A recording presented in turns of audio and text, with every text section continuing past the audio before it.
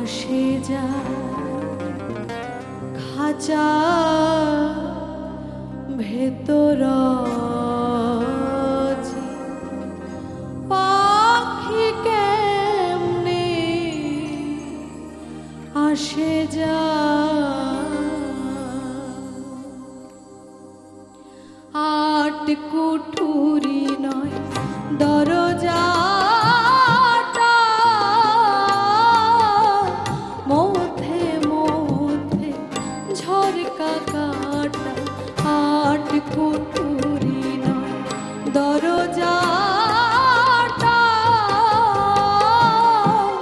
মধ্যে মধ্যে ঝরকা কাটা তার উপরে সদর কোঠা তার উপরে সদর কোঠা আয়না মহল তাই কেমনে আসে যায় খাঁচার ভেতর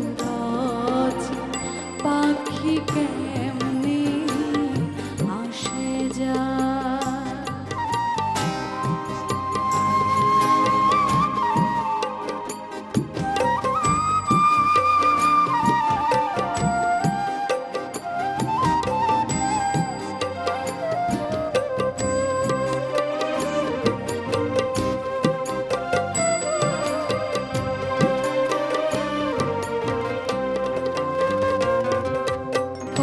কপালের ফ্যান নইলে কি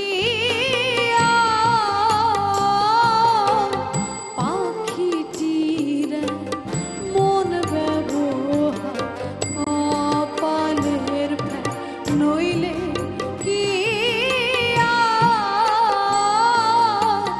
পাখিটির মন ব্যবহার খাঁচা ভেঙে পাখি আমার খাঁচা ভেঙে পাখি আমার কোনখানে পালাই কেমনে আসে যায় খাঁচার ভেতর আছে পাখি কেমনে আসে যায়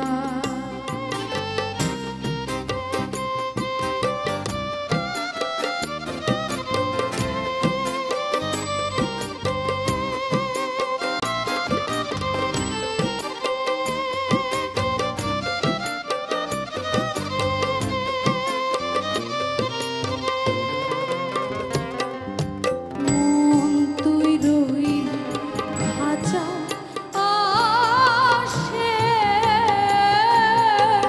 খাঁচা যে কাঁচা বাস মন তুই রইলি খাঁচা আসে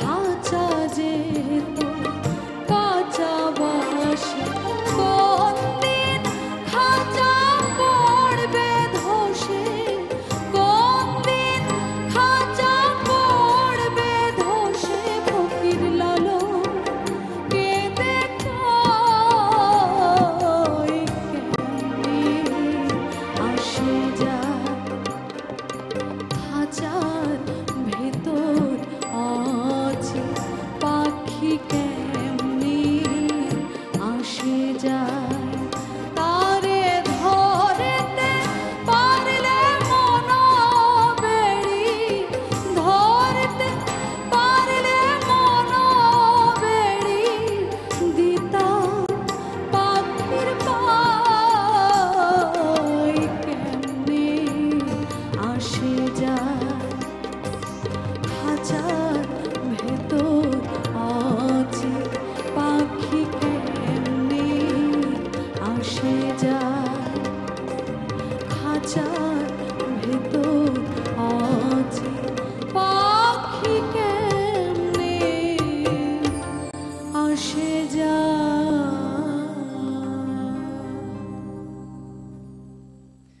রূপক অর্থে কত সুন্দর করে কত প্রকটভাবে দেহতত্ত্বের কথা বলে গেলেন, অসাধারণ।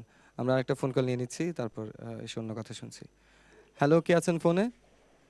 জি, আমি কামরুল ইসলাম মিন্টু। আমি কক্সবাজার থেকে বলছি। আমি একাত্তর টেলিভিশনে কাজ করি। আমি আচ্ছা, একটু বিউটি। কেমন আছেন? জি, আলহামদুলিল্লাহ ভালো আছি। আমি একটু বিউটির সাথে কথা বলছি। জি, জি, কথা আসসালামু বলুন। আলাইকুম। জি, ওয়ালাইকুম সালাম। কেমন আছেন? জি, ভালো। আপনি ভালো আছেন? জি, ভালো আলহামদুলিল্লাহ।